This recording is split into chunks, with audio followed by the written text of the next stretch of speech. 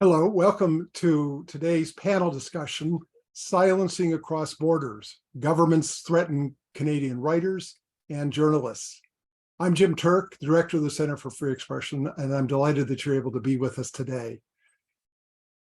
I'd like to begin with acknowledging that the land on which I am speaking to you today is the traditional home of many nations, including the Mississaugas of the Credit, the Anishinaabe, the Chippewa, the Haudenosaunee, and the Wendat peoples, and is now home to many diverse First Nations, Inuit, and Métis. And I'd also acknowledge that Toronto is covered by Treaty 13 with the Mississaugas of the Credit and the Williams Treaties with multiple Mississauga and Chippewa bands. I'd also like to thank the co-sponsor of today's panel, and that's PEN Canada. Now I'd like to introduce you to our panel. First, I'd like to introduce Siena Anstis. Siena is a senior legal advisor with Citizen Lab at the University of Toronto's Munk School of Global Affairs and Public Policy. And she's also the co-author of Psychological and Emotional War, Digital Transnational Repression in Canada. Welcome, Siena. Hello. Our second panelist is Chris Tenove. Chris is Assistant Director at the University of British Columbia's Center for the Study of Democratic Institutions. Welcome, Chris. Thank you. Glad to be here. The third panelist is Kiran Najish.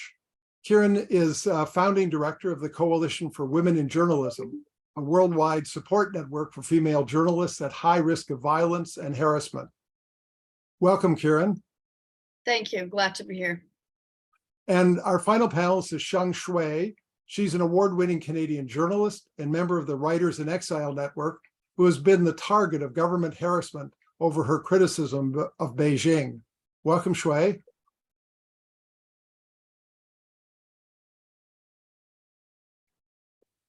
Our moderator today is Julian Scher. Julian is an award-winning television documentary writer and director, a very experienced, longstanding investigative journalist, a newsroom trainer, and an author now of 6 books. Welcome, Julian. Glad to be here as always. And moderating our questions today and assisting me in co-hosting this panel is Brendan DeCaries, the Executive Director of PEN Canada. Welcome, Brendan. Thanks, Jim. So the format for today's discussion is Julian is going to engage the 4 panelists in a conversation about digital transnational repression. And as they're having their conversation, if you in the audience will look down at the bottom of your screen, you'll see a Q&A button. So if, as you're listening to them, a question comes to mind, and I hope lots of questions come to mind, please just click on that button and write down your question when you think of it. You don't have to wait till Julian turns to the audience to put your question down there. And Brendan DeCaries will be monitoring the questions. And when Julian turns to the audience, he'll ask Brendan for the first question and he'll share it with the panel and have the discussion. But please take advantage of asking questions that arise in your mind with this distinguished panel. I think that's everything for me. Over to you, Julian. Okay. Well, thanks a lot. It's an honor to have such a distinguished panel, and I'm here just to facilitate and let the audience hear from these 4 very smart and engaged people. I think many of us have been following the news about the allegations of Chinese interference and pressure on politicians. We'll see what comes of that, how many of all these allegations can be proven. But the point is, the alleged targets are prominent, powerful politicians who have a tribune and have a lot of protection and measures. What we're going to be talking about today is harassment and repression against some of the most vulnerable journalists who are often alone, isolated, and trying desperately to get out the truth. Let's start with you, Sheng Shui, because your story is so personal and so important. Tell us briefly about your experience and the harassment that you personally faced simply for trying to do your job. Thank you. I think we don't have enough time to hear what I experienced of all. And after all, I feel I'm so lucky that I'm still alive. I'm serious. Wow. And the attack actually begins from early of 1990. As soon as I started to be active, and I started to form an organization called Federation for a Democratic China, because it was right after the Tiananmen massacre that I think overseas Chinese should do something to promote democracy for Chinese people. And also because I was in Beijing during the massacre, and I was part of the demonstration team and also the witness of the killing. So I was interviewed by media in Canada. Then I received a letter. The letter contains 3 naked women's photo, and was scratched. And it was a piece of paper wrote, "You betray your motherland, you will be died without burial." In Chinese is 背叛祖国，你将死无葬身之地. I know that was threatening, and but it was just a beginning. And then my phone number was written on the public male's washroom in Chinatown in Toronto. Then I started to receive a lot of phone calls. Then I said, oh, and that was something, even though I understand for what I was doing, then I will receive some kind of trouble from the Chinese government. But the things was just getting worse and worse. I want to share that I tried once to go back to China to visit my mom in 1996, but I was arrested at the airport, and after 24 hours interrogated, that I was deported back to Canada because I was holding a Canadian passport. I was lucky. And especially I was welcomed by a soldier with long gun. And when I was leaving, the soldier guarded me on the ladder to be into the camp.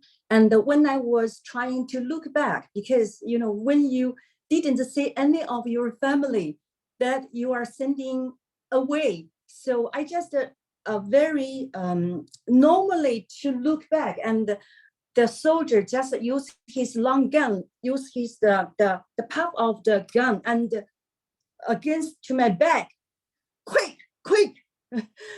So that was the only time, and I could be there. Then even I was arrested in the airport of Hong Kong in August of 2008. That was two days before the Beijing Olympic Games. And when we have internet, everybody knows that the attack, the intimidation, everything becomes so easy and so simple. And I think everybody experienced this kind of things. And I received a lot of various emails. And then we started to have Twitter, Facebook, and Telegram, and those platforms, and especially WeChat. WeChat is created by Chinese government, and many of the groups, they share of the material attack on me. And for something I need to mention, 2013, in October, I hosted an international conference in Toronto, and I invited some politicians from Canada and other countries. Then I think that conference made the Chinese government very sensitive, and so they created 3 different versions of me, of my photo naked, and they sent out those photos to attendees. It was very embarrassing because after I stepped down from the stage, from the at the opening, and the people came to me, "Hey, Shengxue, I saw your picture. You look beautiful." I said, "What picture?" You know, I said, "No, it's not me." "Oh, it's not you? Oh, I'm sorry." And then the year 2016, I was one of 110 people that elected by McLean to celebrate Canada's 150 years as Canadian story. 15 days after, I don't know how many, probably 5, 6 new version of me on the pictures, naked or pornographic pictures, sending a lot of to everywhere. I was very, very, very sad. And especially they sent them to my husband, to my brother, sister, and even to my uncle. My uncle was 87 years old. And also they sent to my friends in China. And then I start to receive a lot of phone calls. "What's wrong with you?" I said, "Okay, I don't know." And there is a blog contains more than 300 articles writing about me, and there are 3 books.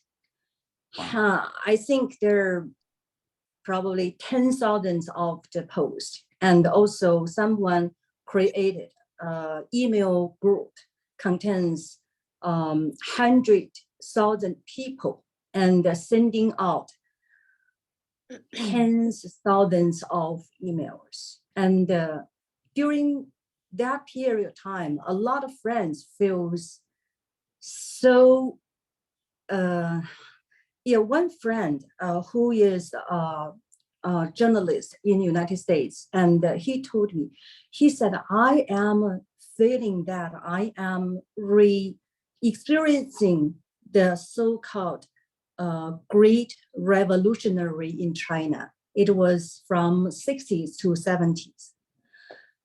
And of course, we are not in China. I'm in Canada, but it was like the same. And then those people, they translated a large amount of those materials and sent to my Canadian friends, like politicians, like Senator Condinino or David Kruger and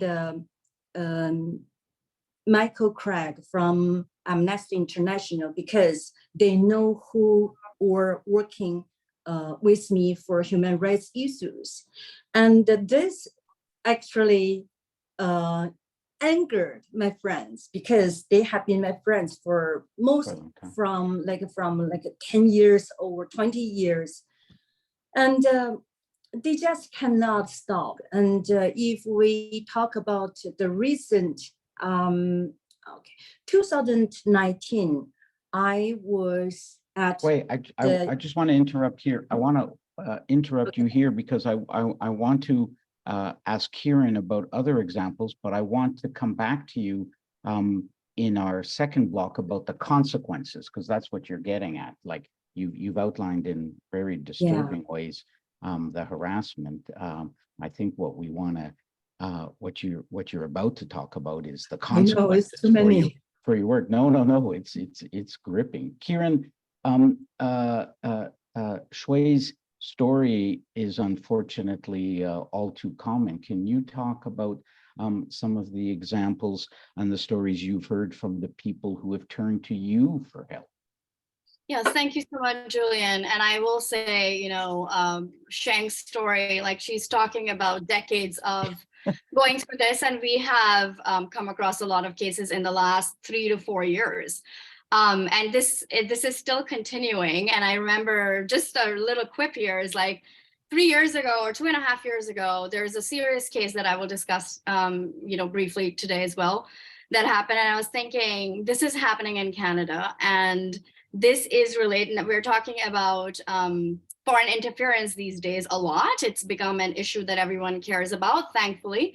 But I think that from our work doing this in our last couple of years, we've been thinking like all of the attacks that have happened in Canada against journalists or bloggers or activists have something to do with foreign interference. It is foreign governments, working with people who are in Canada. Either sometimes they hire people, sometimes, and I will go into some details.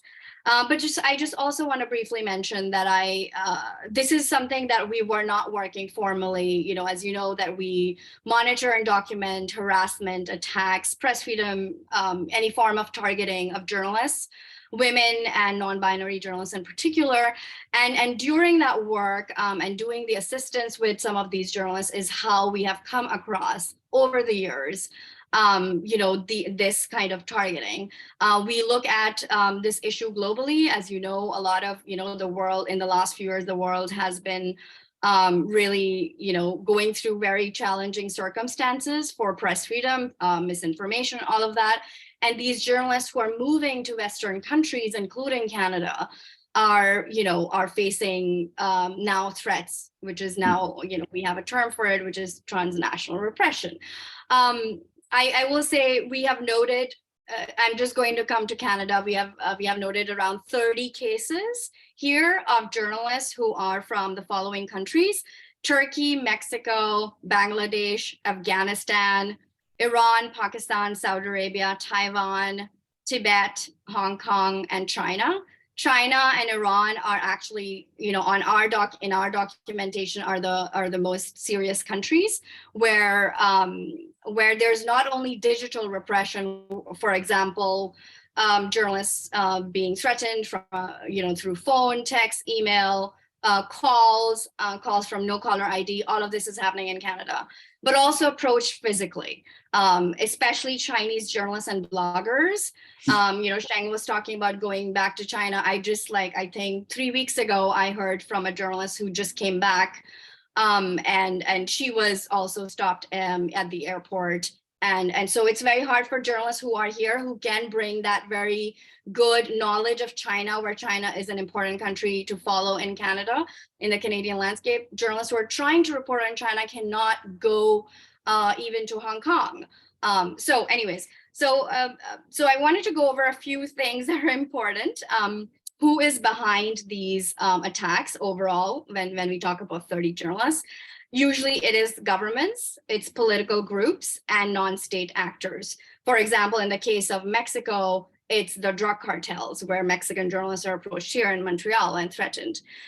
More serious threats is to the less profile journalists who don't have a really high profile. They are disconnected from the community. They don't work with the foreign or Canadian media, so they don't have the contacts and the protection mechanisms, or even sometimes the language barrier to communicate with people and find resources, connect with allies, even to organizations like ours. I will give you an example that sometimes we are talking to journalists or bloggers who are being targeted, and they would tell us that I know 5 other, especially for China, they know 5 other journalists who have been targeted. Them, would they like resources? Can we talk to them? And they would say they don't want to talk, especially Chinese journalists don't, because a lot of them have reached, authorities here, have approached the police, have tried seeking support, and not, I think Sheng will talk about this later as well, is what happens when you approach the RCMP or the police. Most journalists and bloggers don't share these threats, which is essentially that our data is conservative, which is not, the numbers that we have are not revealing the whole picture, which is concerning. Most of our documentation has been a result of months of assistance. This is something also important to remember, that a lot of times, because of self-censorship, they don't want to come out and share details. And so, we are usually doing mental health support or emergency support. And through that, after working with them, we build trust. And if that trust is built, then they would reveal something surprisingly. And so now it has become something of a trend that we are observing. A few cases I can share that are serious. One, I do want to mention, this is not a journalist, but just an example for you to think about. From Pakistan, there was a journalist, Sajid Hussain. I'm going to go to Uppsala, Sweden, to sort of like make sense of this example. Sajid Hussain was a Baloch journalist, and he was, found dead in, some of you might already know if you're following this, he was found dead in Uppsala, in a lake, frozen. And this is how ISI essentially usually targets Baloch activists and writers and journalists back home and abroad. It's a very well known. There was another case in the UK of a journalist who was targeted, and then the UK police kind of followed that and cracked the case and did a legally persecuted the guy who targeted the journalist. And in December 2020, Karima Baloch, an activist from Pakistan, a dissident Baloch activist, was found dead mysteriously. And there's a podcast, 1 year-long podcast series by CBC called The Kill List, which I would really encourage everyone to, just because we don't have a lot of information for audience, for researchers to understand the nuances behind why are some journalists and activists saying we are probably being targeted abroad. So this is very serious, and I think that's I would encourage you to follow the podcast called The Kill List. It's by journalist Mary Link, amazing journalist. She did it for a year and followed the whole story. The case that I want to mention is rather serious. It's a Turkish journalist who was on the top of the list of Erdogan when the purge was happening, as you remember, the coup attempt. And so she eventually escaped, and how she escaped the country is another story, but I will talk to you about what happened in Canada a few years ago. Sorry, last year, I think. And there has been other events that have happened, followed that. She was in a supermarket picking up her kids, and someone followed her and physically assaulted her in the supermarket and said, in very clear terms, said something to her that indicated that that person was sent by somebody, from Erdogan's administration to threaten her because she had been blogging and writing over here. So she was clearly told, and I cannot say exactly what she was told for security reasons, but she was clearly told that she's being watched and she should stop speaking. She was with her 2 kids. Obviously, this is a rattling event of physical nature. She drives back home, calls a few friends on the way, drives back home, arrives home, finds her house was broken into. Her house was broken into, and then what's missing? There were things in the sockets, plug-in sockets that were pulled out, and someone tried installing audio devices to monitor her inside the house. Either they left early because she arrived home, or something else, or they wanted her to know that she's being monitored. It was a form of threat that they did not necessarily want to leave those audio devices, but just to let her know that she's a target. Obviously, the police was involved, reported months of, back and forth with the police, RCMP. Also, I must mention that the RCMP has, confirmed all of these details that I'm sharing with you about breaking in the house and the audio devices. So this is a physical form of threat where somebody, and another factor that I want to mention, also confirmed by authorities, security agencies, is that the person who targeted her in the supermarket and in her home were all from different countries, which means this is something that Pakistan does too, and Turkey does too, is like to hire people from other diaspora, from African, from Latin American diaspora, and then send them so that it cannot be tracked. All of this information I do know because we have communicated and worked with on several cases with authorities here, including, intelligence agencies. CSIS is very aware of this, is that these cases are happening. This entire dynamic of hiring, sponsors, like someone else to do the job, to cover the tracks, everything is something that agencies are aware of. And I think this is very concerning. Just briefly, one more case is very important. That is, there are 2 journalists, both male and female. They're a couple, and they have in China. They're in prison, and they have 2 kids. They're teenagers, and they managed to bring them to Canada to family. And those 2 teenage kids have been approached by Chinese authorities to threaten them, so that these kids do not share what's happening to their parents. That's the extent of this. So I think these are alarming and thought-provoking. They are. Thank you. I'm not sure thank you is the right word. Siena, given the chilling stories that Shui and Kiran are just giving us a taste, let's try to broaden out for a wider context. Can you talk about how this is connected to the wider issue of transnational repression, and how digital harassment is just a piece of that puzzle? Yeah, I mean, I think Kiran and Shui really sort of painted that picture, because the chilling examples they brought up are not just digital forms of repression, but also very much involve other in-person tactics.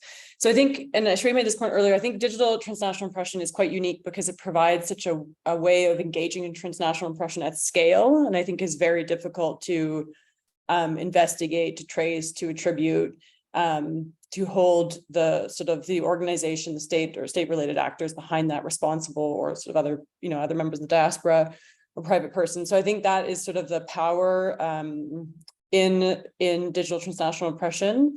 But states that engage in digital transnational repression, as the point has been so well made, use other methods. So extraterritorial killings is a particularly severe example. Renditions, extraditions, so partnering, put that in quotes, with the host state to facilitate the movement of someone from Canada, for example, to a country where they are then silenced, and then, as was mentioned, in-person harassments and threats. So I think there's like a whole, for lack of a better word, menu of methods that are used by authoritarian states to silence individuals in Canada. And I think like an example that I think is often brought up, not in the Canadian context, but is what happened to Jamal Khashoggi, right? So in that case, you really sort of interplay between digital forms of repression and a gruesome killing in the consulate in Turkey. So Khashoggi's associates and family had been targeted with a very intrusive form of spyware prior to and after the killing. And you can see how that would facilitate, for example, knowing where he is, his movements, his communications, who he's working with, understanding sort of his network. So that's just one example. I mean, I could get into sort of, there's a few studies about numbers more broadly about this activity, but I think the main conclusion to draw, and I think, Kiran's, there's so many examples, really shows that this activity has been happening for a long time, I think, and now we sort of have a vocabulary and like a framework within which to discuss it, which I think is really helpful. But it does seem from the reporting that it is increasing significantly over the past few years, which is really concerning. So I'll leave it at that. No, I mean, we go from chilling individual examples to even more chilling global examples. Chris, we're lucky to have you here because you've recently completed with the team an important research project. So can you tell us more based on your research, who experiences transnational repression and where is it coming from? Yeah, I can. Thank you. So together with some colleagues at the Global Reporting Center at the University of British Columbia, been working on a project. It's called Not Just Words, How Reputational Attacks Harm Journalists and Undermine Press Freedom.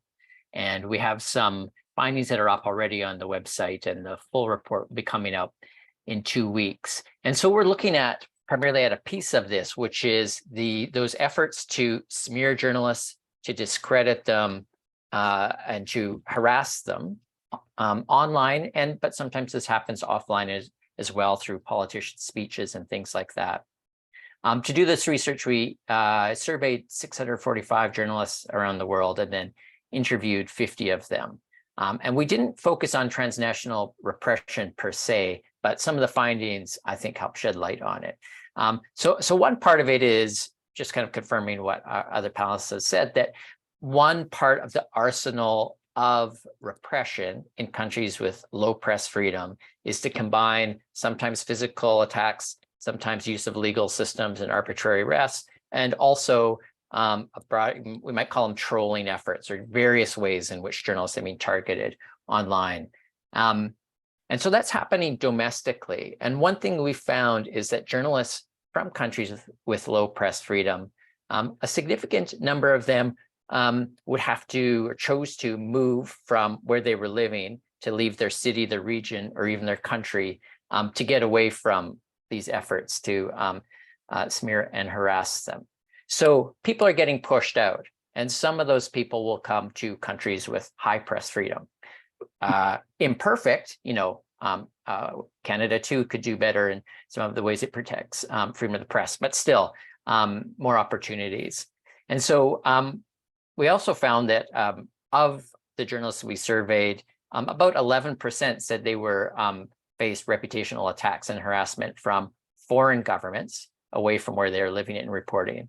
And those are almost entirely journalists in the high press freedom countries.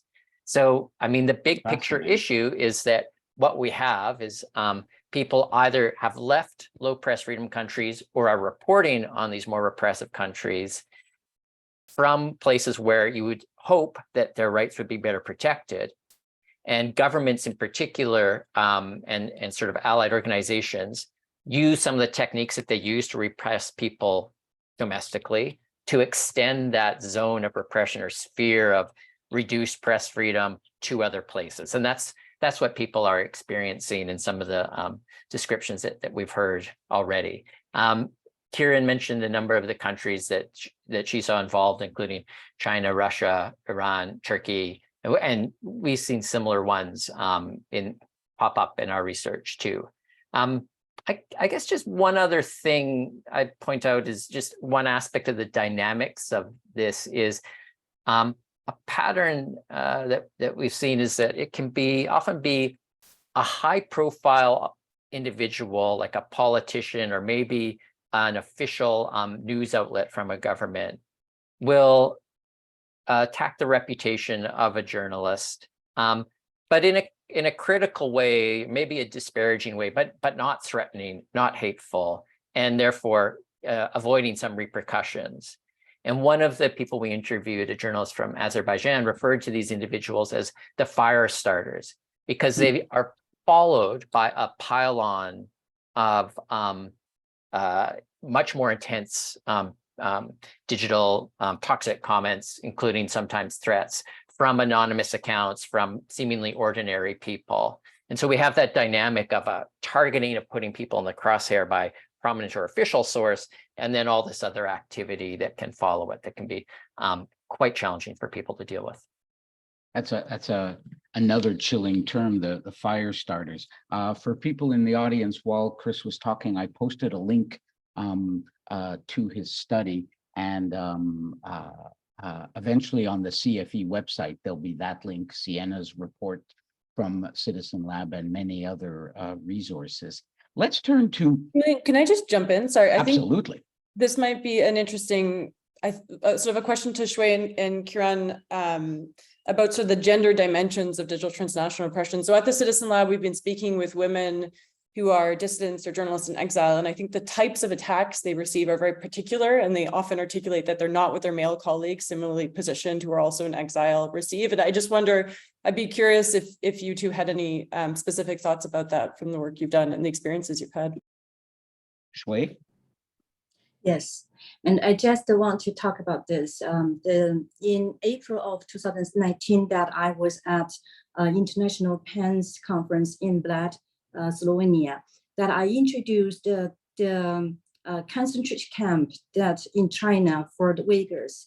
And I was showing photo, and the president of Turkish PAN was holding the microphone for me. Is like this. If you can, probably because I'm using the background. Yeah. And yeah, another writer took this photo for us, and I posted the photo online and introduced that I was talking about the concentration camp in Xinjiang about of Uyghurs. Then the second day, my photo turned into, I don't know if it can show. No, it's hard. If you could describe it. No. Okay. So I was nude in the photo. They turned that into a nude photo. And this kind of stuff happens a lot. They just want to shame you, they just want to stop you and to make you feel that you need to be silenced. And this happens so much. And I mean, still, I feel lucky because when I hear, a lot of journalists and even writers, poets, they are, persecuted to death. And there's a very new case.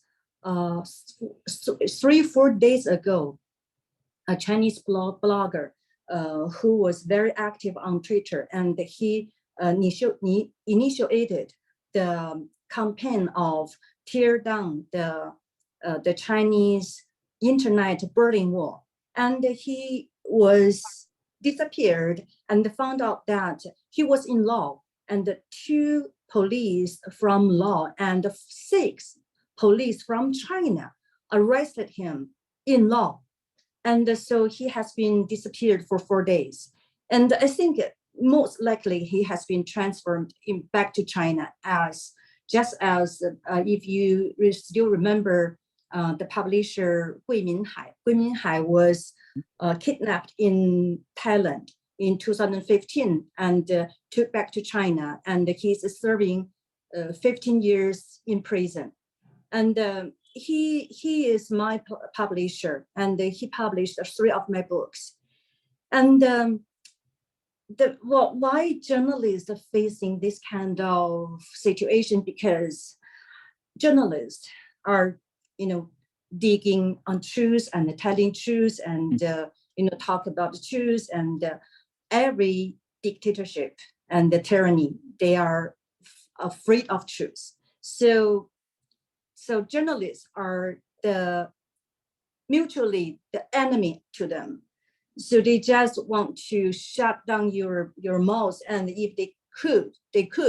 If they cannot, then they just want to kill you. It's just as simple as this. But I am in Canada, so that's why I said I'm still feel that I'm lucky. I'm still alive. This is not killing. They use every method, and I told the story that someone standing in front of our parliament demonstrated to me, even though I'm not a Canadian politician, I'm not official, and he was in snow, demonstrate to me from November of 2015 to April of 2016 for 5 months, from Monday to Saturday, and deliver flyers to our politicians and saying that Sheng Xue is China spy. He's not saying Chinese spy, he said China spy. And I went to police station, search for help, but officer told me that the guy, he is practicing the freedom of expression. Yes. I want to get to the issue of what to do about this and what happens when you go to authorities. But before that, let me ask Kieran to pick up on what you just said and what Siena said. Kieran, you talked about the victims of this being disconnected and having no protection, but to Siena's point, what particular impacts do we see when the journalists are women? Well, yeah, so like from the cases we know, there's let's list down the impact. There's a mental health factor here. There are very few journalists that we know. I think majority of them that we know, women and non-binary. We have a few LGBTQ journalists as well, from Iran, Saudi Arabia, especially. where there's a huge mental health impact that affects their life. Some of them have kids. It affects how they, carry on their lives here. These are also exiled journalists. A lot of them are exiled journalists. Not all of them are. Some of them actually, like I would say, some of them have been targeted when they have family who lives here and they go and report from the country and they come back here and that's when they're targeted. So I think the impact is huge on their mental health. It affects their ability to work, to concentrate on their work. There's huge impact on self-censorship is a huge factor, like how they want to pursue reporting. And then I think at least 50, if I'm not wrong, and this is an estimate, at least 50% of the time, journalists consider not reporting at all on those issues, and they want to then try new things. Like we're actually, in the last month, we've had many conversations with journalists who want to actually report on Canadian issues, on Canadian democracy.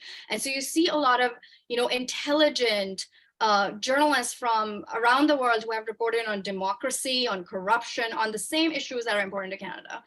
And they get threats for that. They come here and they want to work here on those issues because they want to transition to avoid those threats. And then what happens is that they hit a block because they cannot get jobs here. There's no opportunity. There's one or two fellowships here. And I will say Canada is a little different from the US or UK and some European countries where there's some effort from international organizations, media organizations to give platforms to these journalists. I think Siena might know of these things as well, like fellowships and places where journalists can come and do their work, transition places in the media.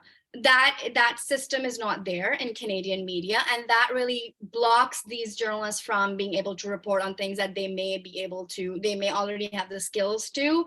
And I think that eventually that also affects Canadian journalism, because Canada can learn so much about China, Iran, all of these countries that inevitably affect Canadian foreign policy, Canada's own democracy. There are questions about what's happening in democracy here, misinformation, all of that stuff is all there's an opportunity here for these journalists to be able to be integrated in the media industry here, who want to work and transition. So when they're not, and I will end this by saying, when they're not included in that system, the loss is also for a Canadian audience, for the media here. And then these journalists oftentimes alone, they suffer. I will tell you that emergency assistance and organizations like ours or CPJ or anyone who's able to support journalists in these times can do it once or twice. These journalists have years of where they are facing this challenge, and transition takes years, 5 to 10 years. So like emergency assistance and everything that we are able to do is not enough for them to transition and survive and use their expertise that can be very well used. Chris, picking up on that, what did your report find about, because we're looking now at the consequences for all of us, not just the people who are the targets, but we're being deprived of some of this important news. Can you elaborate on that? Well, I think that's true. And just to go back even to the mental health issue, I mean, one striking figure from our report is we found that of those journalists who were getting regular attacks on their reputation, 65%, or about 2/3, said they'd suffered mental health harms as a result of it. And one individual, a Serbian journalist, said a broken bone will heal in a month, but these mental health issues are there to stay for years. And they affect not just the journalist, but also family members. I think Shui's descriptions of that were very, very clear. One thing that also came up in interviews was the harm to people's ability to work as journalists. So on the one hand, a concern that by reporting on these things, you'll face attacks. So that kind of modifying or silencing yourself. But a lot of journalists are going to stick to it. They're quite resilient and will keep writing and publishing. And then there's this additional worry of all these efforts that make false claims about how I've acted unprofessionally, got things wrong, I'm a terrible person, are going to harm my ability to work. And they're, freelance journalists or journalists who are not securely employed are a lot more at risk of whether they will lose that next job because of false claims being made about them online. And it was really striking. A Chinese American, Asian American journalist talking about, in part, some of the attacks from what she thought were Chinese government affiliated sources, said, some of the death threats and things are so over the top that I don't really take them seriously and others do. But these more detailed efforts to kind of undermine my ability to work are things that I think might have, perhaps more likely to have a real impact and bother me. And so I think that's another element of it.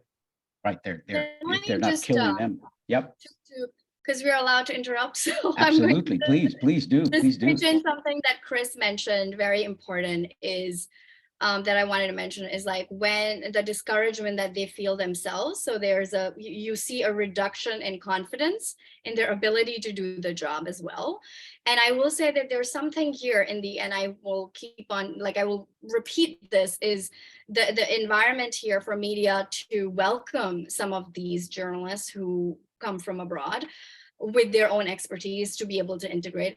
I have, at least there are 3 that I can think from the top of my head who have mentioned how they have felt like when they share their challenge of being targeted by their country or being on a list, 2 of them are on a list by their countries, a target list that they got. So when they reveal these things to an employer or somebody they're freelancing for, these are Canadian media organizations, they feel discouragement from editors and colleagues who don't want to risk working with them because they feel that they're doubted.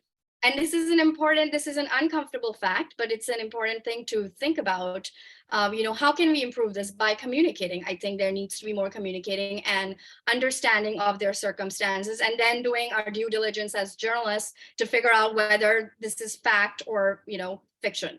I think that sometimes exiled journalists face a lot of sense of doubt or refrain from media organizations to work with them because of the controversies they come with.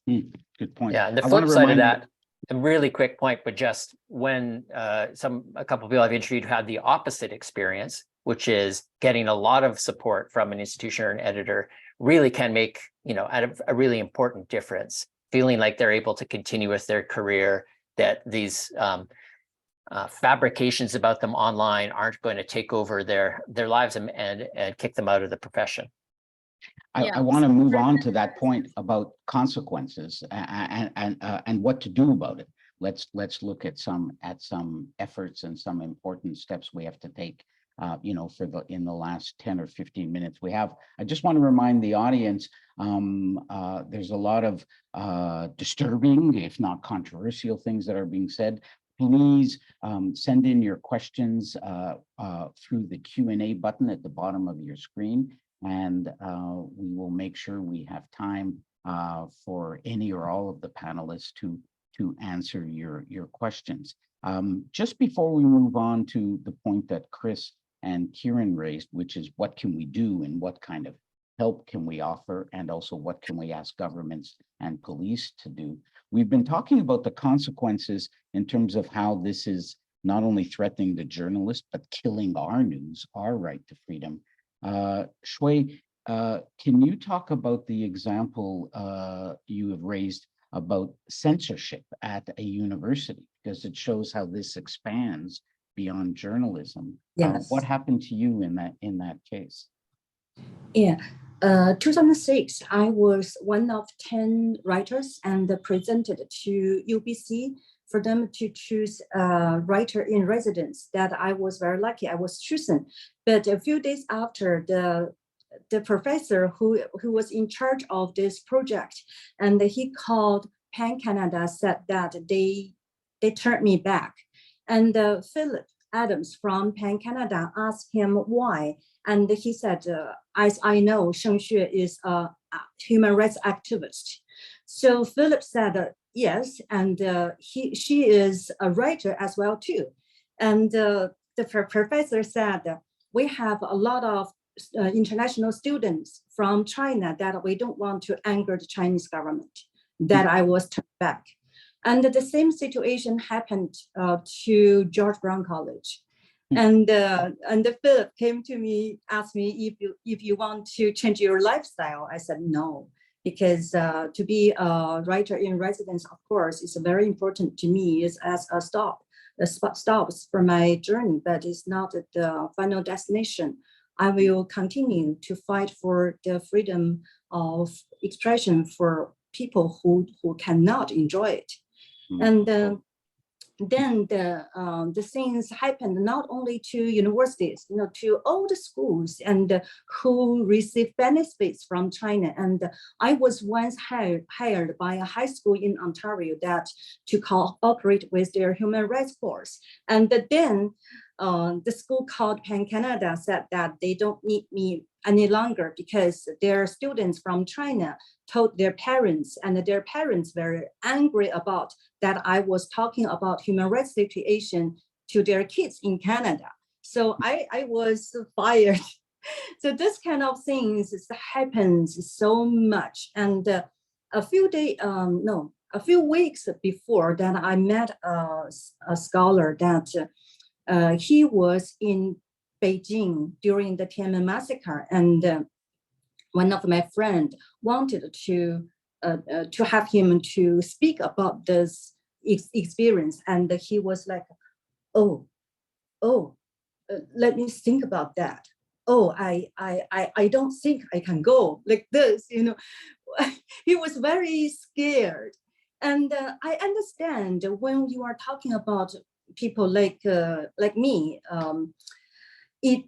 In this kind of situation for many years, I know I'm sick. I know. And I went to a physician, a Chinese doctor that I trust. And I told him I have problems. And I showed him some materials, and he had a look and he said, "Oh, this is the politics. I cannot help you." And that day I went to a parking lot of McDonald's. I turned into tears. I said, "Who am I? Even I cannot find a doctor to help me." And especially our I tried to seek for help, and it's not a very happy experience. What happened? This is where I want to turn to and end on this point about what happens when you turn to help, and what are the authorities doing and not doing. Kieran, you have probably more experience than most of us in trying to get the authorities to act. What have you found about what the police or the government authorities do when you bring some of these examples that Shui brought up, or other people that you've been helping? How are our authorities reacting to digital transnational repression? Thank you. Yeah, that's a very important part of this whole situation. And I will say that I think in the last, when we were talking to Sheng, she had mentioned about her experience, and I will just say it really resonates. And to describe that, what it looks like is when a journalist goes, and when something happens and a journalist or a blogger, because they're also, they come under the same category for us, when they approach RCMP or the police, is usually going to the police station. And we have examples from Toronto, Montreal, Vancouver, where they would go to the police to report an incident. There would be like a hierarchy of delegation from the police, that they would say, "This, we don't deal with this, go to this guy," and that guy would say, "Go to that guy," and that guy. Nobody seems to know. It's a whirlwind. No one seems to know on the front line, on the desk, that what to do with these kind of reports. They undermine them, they shrug them off, etc., etc., etc. And so this is something that is happening on the front. But say the Turkish case that I shared with you, or when Karima Baloch was found dead in Toronto. In these kind of cases, in some serious cases where there's a physical assault, and there have been many actually in Toronto, from Mexico, Iran, Saudi Arabia, these countries, where when there's a physical nature of assault, then they go to the police, then the RCMP can get involved, because then it becomes something physical. It's something that can be documented. There's a police report, etc., etc. And the RCMP gets involved, and they seem to never reveal to the journalist and the person reporting. What are they doing? They keep on saying, we're doing this, we're following this. They keep coming back, asking questions. So there is certainly a process taking place. There's certainly an investigation that is seemingly taking place. Of course, they have to do their job. They're, if something happens, they probably want to know what's going on, right? So from our understanding is also that they are probably working on this, but they don't want to reveal, and that causes a lot of problems for the journalists, for journalists to know what to do in these scenarios. But our understanding, talking to the RCMP and police, is also that they are aware, and in a lot of cases they do investigate. Thirdly, coming to CSIS and intelligence agencies, I have frustrations. And I think there are a lot of people in intelligence agencies who share the same frustrations. These are not just mine. I think they care about security of Canada. They care about, this country and who comes in, and, and I think that some of the concerns are such that when these things happen, the point of view of CSIS is that we're just an information gathering agency. We, no one knows what they're finding out. They are, according to what they have told us, they relay this information to RCMP, and they relay the information to the government. And so their job is to gather information and relay it to the concerned agencies. But never to the journalists. There have been times where journalists have tried approaching over and over, and they never hear back. In fact, sometimes, I can't reveal a lot, but I would say that what agencies usually do is they want to gather information, but they don't also talk to everyone who's getting targeted. And I think that's a concern, because they do need to talk to the experiences of these journalists, what they're seeing, unless there is some other, not a legal way of one of the assumptions we had was like, are they surveilling in some way where they already are getting this information, which would be illegal, because according to Canadian laws, they cannot do surveillance without a court order. So it's a little convoluted, a little all over the place. But I think that mainly our concern would be there should be a system in police, RCMP, and security agencies, a clear system where everyone is aware of what to do when a journalist or a foreign exiled journalist, activist, anyone reports being targeted from the country, from outside of Canada. That is a serious thing, and it should be treated like that. And every official should be aware of that, of a procedure. And then we have some other recommendations. I think that, strategically, organizations like ours, or people who are working, PEN, or anyone who's working on from an advocacy point of view, needs to do a lot of back channel work and build relationships and collaborate, because these are some of the things cannot be revealed to public, and that is, this is a security matter. So we can collaborate strategically, and I think that work and that kind of brainstorming is something that needs to take place as well. Thanks. Siena, can you pick up on some of Kieran's recommendations? Your report contains a lot of recommendations. We've heard, unsettling personal accounts, and then we've widened it out to see how broad this is and how it's denying all of us the news we need. And it leads brave journalists like Shui crying in a McDonald's parking lot. So what are some of the recommendations that your report had for how we can better deal with this? Yeah, sorry, the sky has opened. It's a huge storm. So can you hear me? I can barely. No, okay. The sound is good. It seems to be happening every day at the same time. No, but I think Kieran's points were excellent. I can't really add more to that. Yeah, Kieran, it's very interesting to hear you speak, because you've clearly seen a lot of these cases and have a very good sense of how law enforcement treats them. So I would 100% reiterate what Kieran said.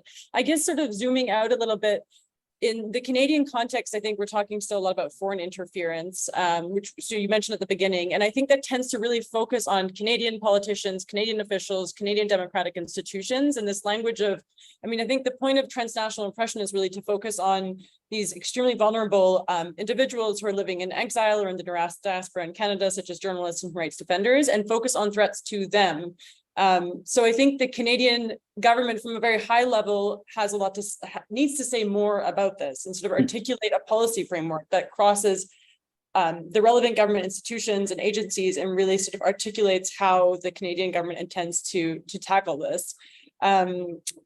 I'll leave it at that. I'm a bit distracted by the storm. I'm sorry. It's the lightning starting to like fall into the trees. But I'll hand it over and maybe, and I think one last thing. So in our report, we divided sort of our recommendations, government. So I think host states play a super important role. I think they're obligated both under international rights law and sort of to take initiative and to address this issue. So I think there's that. And then in particular, we know social media companies play a significant role in this ecosystem. And I think this is Chris's bread and butter more than, so I'll hand it over to him.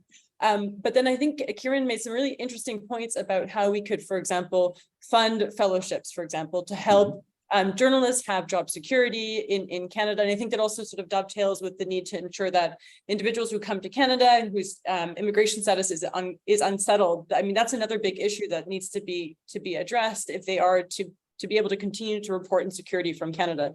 So I think the report lays out a bunch more, and I'll bore you if I talk through all of them, but I would be very curious to hear more from Chris, for example, about social media companies and their role. Yes, Chris, pick up on that, because we're talking about digital transnational repression and the digital world. We know from everything we're seeing in the political and personal sphere, Facebook and Twitter and TikTok and other social media. Can you talk about what about the powerful social media companies who in effect control the places where this repression and harassment is taking place?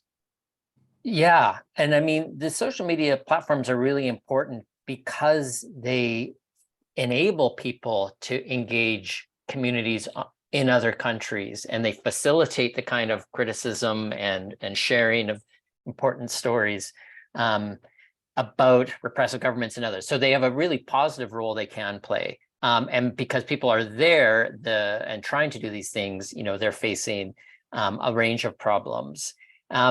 What we really want from, and the other thing I'd add is, you know, the people who are directly responsible for the problem are the antagonistic actors who are making use of these platforms. And if it were straightforward to hold them to account for these actions, then we might not have as much of an ask of platforms. But the fact is that the platforms are both facilitating and enabling these sometimes illegal, often very toxic or harmful behavior on their platforms. They're enabling it, and they have often not done enough to deal with it. And so what we would want from them are really clear terms of service that are designed to address these sorts of problems, and that the platforms enforce them. We'd want better anti-abuse tools that work embedded in or very effectively with the different platforms, so that people would have more agency themselves about addressing these things. As well as the platforms taking more responsibility themselves. And part of it is about, you know, addressing the threats or the attacks on reputations. And then the other very concerning and common behavior is the use of platforms' complaint procedures in coordinated ways to try and get people taken off of platforms. So we want them to create and enforce good standards for their users. And we want them to have the capacity to be able to deal with really problematic cases. And so I'm going to use Twitter as kind of a cautionary tale, even though it's not the only platform, but where we've seen in different categories the opposite of what we want. So we've seen for instance, a number of people I interviewed for this research project, including those facing transnational repression from repressive governments, said a year ago, I had someone in Twitter's human rights team who would help get an account back online, that sort of stuff. So that team is mostly or entirely gone. So the capacity of the platform to do something. We see Twitter removing itself from standards like the European Union's Code of Practice on Disinformation that, you know, had some expectations. This was an opt-in. It was an opt-in set of standards now, but Twitter removed itself from that. Although, you know, in Europe, the landscape is changing with what's called the Digital Services Act, where these sorts of expectations of these large platforms are going to be both clarified what those expectations are, and there's real penalties. And then I guess the last thing I would say about it is that, again, what we're trying to do is not remove criticism of journalists from these platforms. And in fact, we could probably have better, more critical discussions if the most extreme material was taken away. And so I think in addition to trying to, remove the outright harmful material, I mean, we do want platforms to get better at supporting these kind of productive, even if critical discussions within countries and across countries. Well, thanks. Time to turn to our audience. Thanks to the eloquence and expertise of our four panelists, we've heard some gripping personal examples. We've seen the consequences for all of us in terms of news and information we need to get. And we've seen some of the challenges, but some of the paths forward to try to stop this and help the journalists who are victims of this. Let's go to the questions, Brendan. If you could read the first question, and we'll see who on the panel wants to answer. Sure. Thank you, Julian. The first question comes from the head of the Writers in Exile community at PEN Canada, Kezahin Mekonnen Demisi, who is a former board member of PEN Ethiopia. And he asks, what about the African experience? There are several dictators in the African continent who used DTR, Digital Transnational Repression, and this is overlooked. He himself has received these. He wondered, could you speak to this issue, please? Anybody want to take that on? Yeah, I just to quickly mention, I think that's definitely worth bringing up. A few of the cases that of the interviewees for our report were targeted by African governments. One that sticks out, both interviewees in Canada and elsewhere, is the government of Rwanda, which has a very poor domestic record on press freedom. And we do see that journalists critical of the government face a range of things. And, critics of the Rwandan government have been killed outside of the borders in various cases. But in terms of journalists, we definitely do see a lot of online kind of trolling activities, again, trying to undermine reputations and disparage them so that they're discredited and their criticisms of that government don't take hold. And yeah, similarly, journalists from Botswana, Ethiopia, other countries, did pop up in our project as well. Good question and I'll just good briefly answer. say Thanks. that,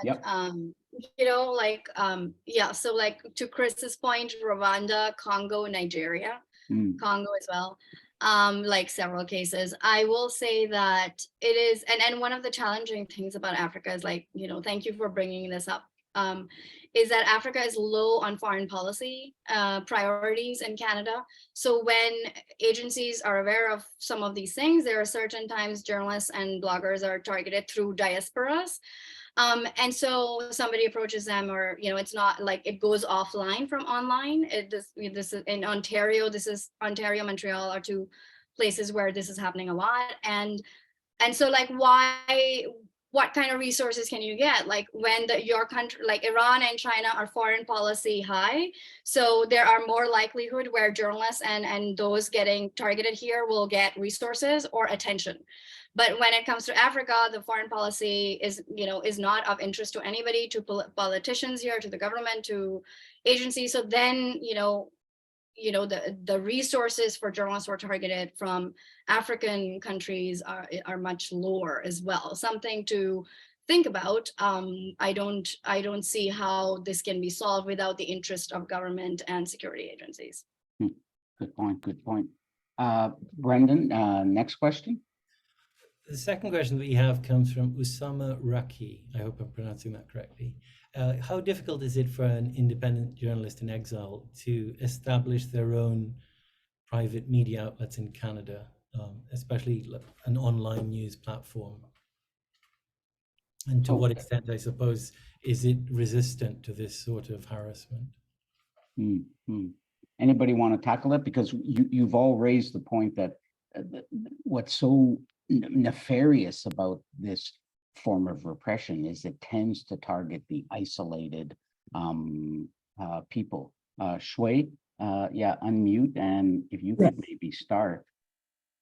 Yeah, for example, especially for dissidents, writers and journalists as from China, because the influence from China is getting much more stronger. Then almost Chinese newspapers, medias are affected the first. And for example, 2016, that one Chinese newspaper's chief editor wanted to interview me, and she was receiving a phone call from her boss.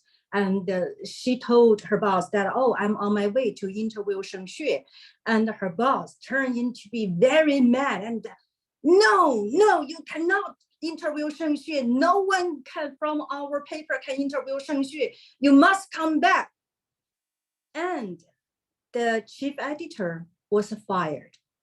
So, when they want to silence you, they have a lot of methods, and they can benefit those paper, media, or TV, radio that favor to them.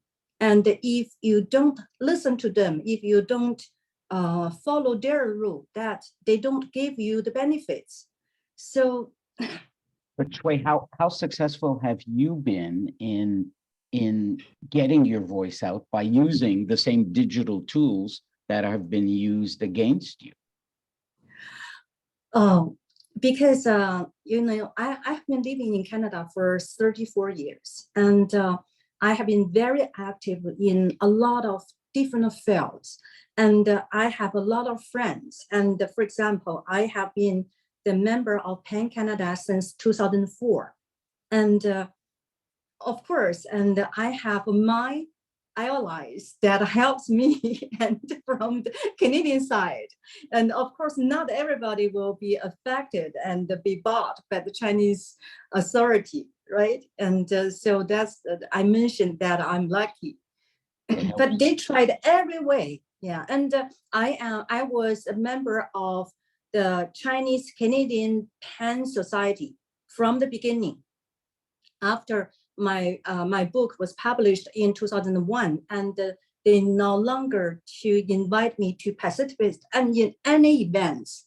So once I said that people like me, in exile and in another round of exile from the Chinese community in Canada. This is the situation. Kieran, Shui, talks in many ways, her notoriety in an odd way is almost helped in the sense that she's quite well known and she has to some degree a platform at least to try to fight back. Can you talk to the questioner? Have you seen any efforts to use the digital space for some of the people, some of the targets that you've seen to help them fight back? Absolutely. So that's the first thing to go that usually journalists in exile would do, or journalists who have left their country and they don't want to be exiled, but they come here because they have family or friends. So I will also say 1 in 4 Canadians are immigrants, right? Which this means that there are people here in Canada. And then we also know from the US. So to remember that whichever country it is, there is always people who are dissidents, who are following the opposition, who do not like the dictators, etc. So there's a market here from a market point of view.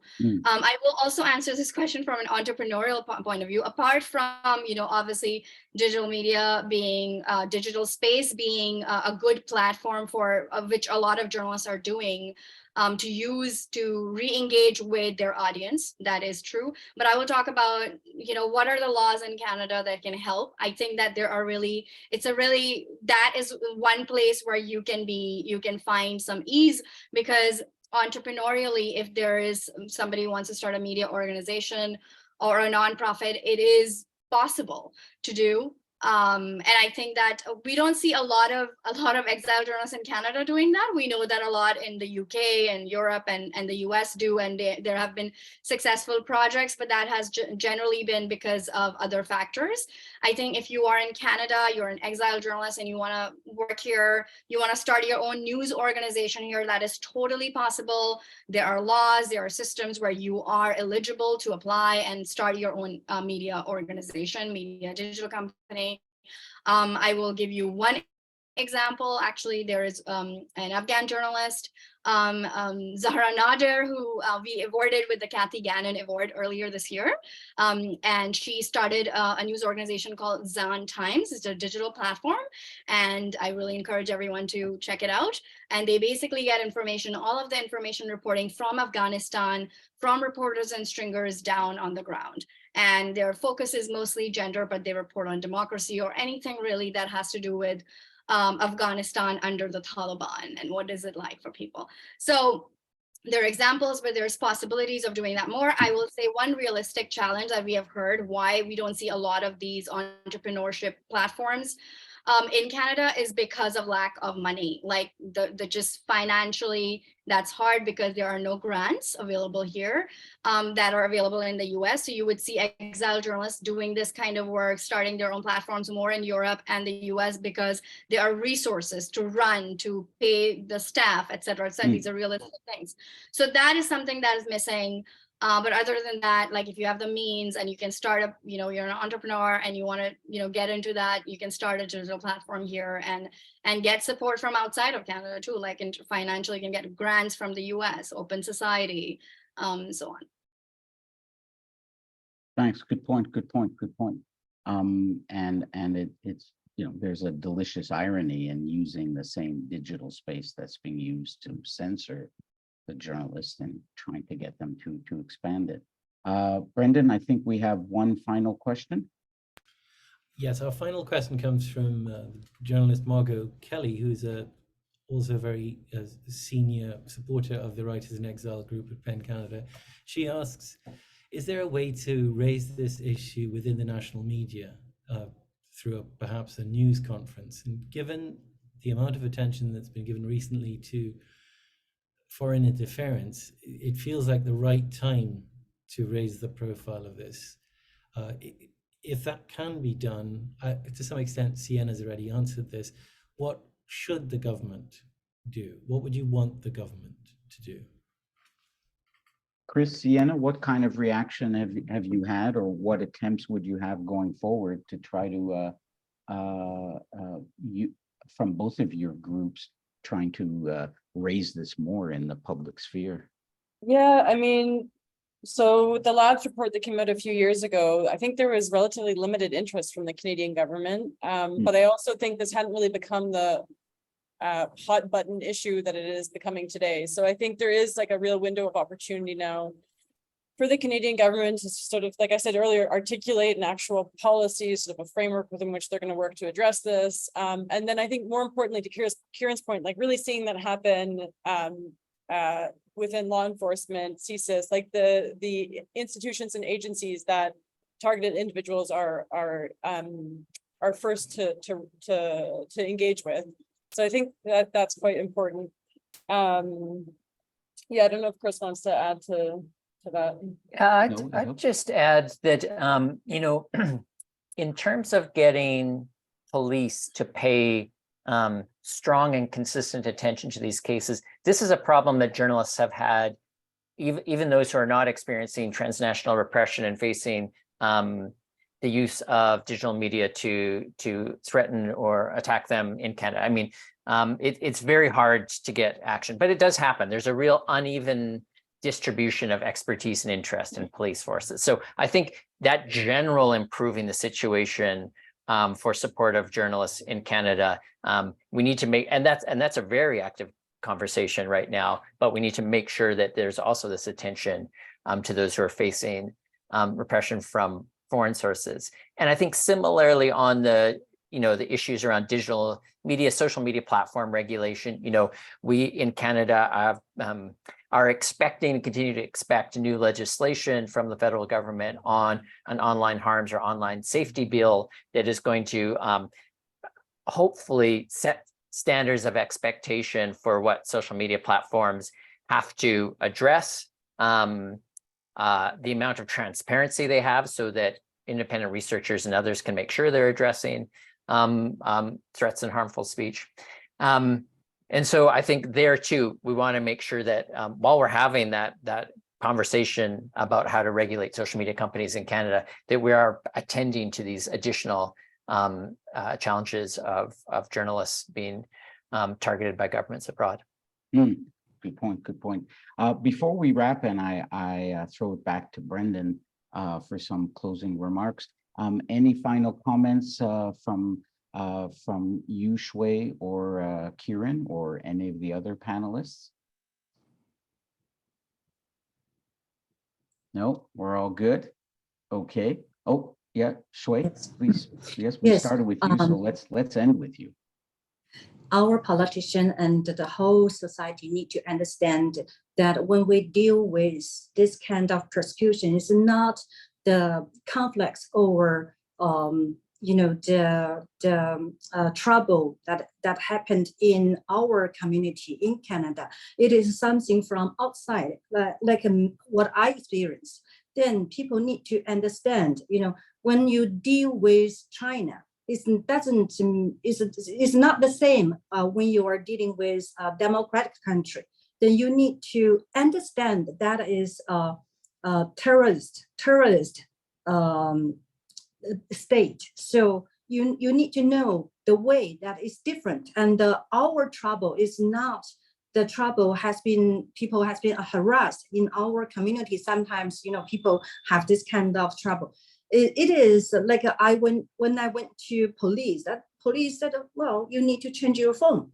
They don't really understand what is happening to us. So we need this kind of information to get out broadly. Yeah, thank you. And also, United States, they started to arrest people who work for Chinese communist regime in United States to create fear and helping for the persecution. That I think Canada should seriously consider of this, because this is something really make them to pay price. Then they will be aware of that. Thank you. Thank you, Shui, and thank you all the panelists. And I hope in a small way this forum sponsored by the CFE and PEN Canada will help bring more attention to this. I want to hand it back to Brendan. Brendan, you can maybe also talk a bit about what PEN Canada is going to be doing to carry this forward. Thank you all, and let's get some closing remarks from Brendan. Thank you, Julian. Well, as it happens, the focus of our annual report this year is this very topic. We have a very good piece by Siena. We have a first-person account from Shui, and we have two other first-person accounts from a Turkish journalist called Arzu Yildiz, and one from an Iranian, Mariam Shafipur. And it's more of the same, these chilling personal stories. I think it's a question that needs to be addressed at length. There clearly don't exist the mechanisms to tackle this properly yet, as Kieran was saying. You can go to the agencies, but it goes into a black hole. You don't know how much they're investigating, what measures, if any, are being taken. So we hope this is the beginning of a long period of advocacy around this topic, because it must be one of the most effective forms of censorship in the world. You're targeting an individual, you're silencing them out of public view, and you're affecting not only them, but their colleagues, their friends. You're exerting this chill through the very means that they use to communicate. So that's been a very sobering hour. I'd like to thank our panelists, Shui, Siena, Chris, and Kieran, and Julian for your expert moderation, and to remind our audience that a recording of this event will be posted to the CFE website later this month. You can find it at cfe.torontomu.ca, and it will be accompanied by a list of resources, various reports that we mentioned here, and anything else that's relevant. And I think that's everything we need to say for this afternoon. Thank you for joining us. Thank you. Thank you.